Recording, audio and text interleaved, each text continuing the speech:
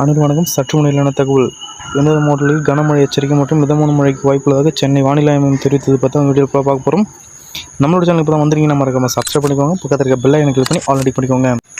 வங்கக்கடலில் காற்றழுத்த தாழ்வு பகுதி உருவாகியுள்ளதாக சென்னை வானிலை ஆய்வு மையம் தெரிவித்துள்ளது. இது தொடர்பாக வானிலை ஆய்வு மையம் வெளியிட்ட அறிக்கையில் என்ன சொல்லியிருக்காங்கன்னா, தெற்கு ஒடிசா வடக்கு ஆந்திர கடலோர பகுதியில் நேற்று நிலவிய வளிமண்டல மேக சுழற்சி காரணமாக இன்று காலை வடக்கு ஆந்திர தெற்கு கடலோர பகுதியில் அதிக மழை வாய்ப்புள்ளதாக சொல்லியிருக்காங்க.